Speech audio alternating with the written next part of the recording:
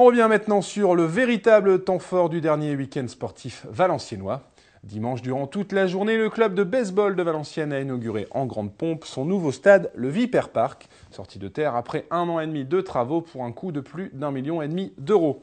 Une fête qui était l'occasion idéale pour se qualifier face à Louviers pour les quarts de finale des playoffs de National 2, ce que n'ont pas manqué de faire les joueurs valenciennois dans leur toute nouvelle enceinte.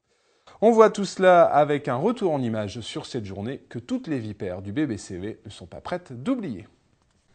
Ce dimanche 28 septembre restera à tout jamais gravé dans le marbre pour le baseball club valenciennois. Après plus d'1 an et demi de travaux, son terrain, le Viper Park, est enfin sorti de terre pour être inauguré dimanche dernier en grande pompe avec de nombreux élus et un public venu en nombre.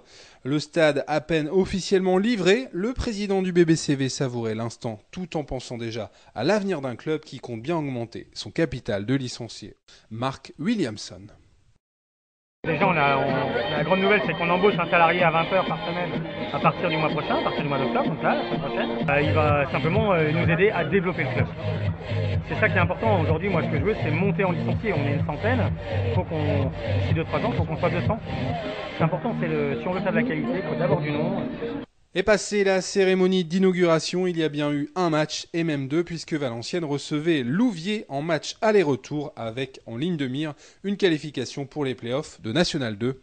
L'émotion était donc toute particulière pour les joueurs qui ont foulé pour la première fois le Viper Park en compétition officielle. L'ex-président, aujourd'hui redevenu simple joueur, Jérôme Feneuil, raconte une entrée sur le terrain mémorable. Il faut avouer que ça fait à peu près 5 ans qu'on joue à l'extérieur. Alors à la maison, à l'extérieur, au moins 1h30 d'ici, donc d'habitude on n'a jamais de supporters. Alors aujourd'hui, voir tous ces gens, notre famille, nos amis, le public, c'est un pur bonheur, le cœur qui bat très très vite.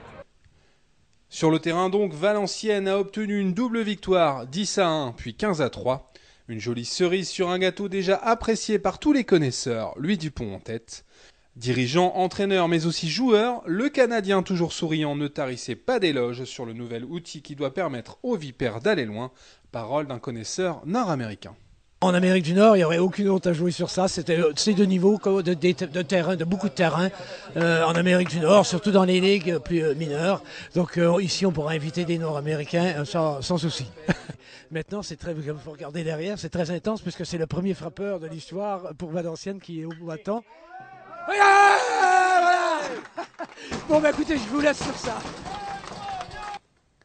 Au prochain tour des playoffs, les quarts de finale, l'équipe valenciennoise sera opposée à Metz les 4 et 5 octobre au meilleur des 3 rencontres, toutes en déplacement. Entraîné depuis peu, comme vous avez pu le voir dans ce sujet, par Luis Camillo, un ancien professionnel dominicain que nous vous ferons découvrir lors de cette nouvelle saison du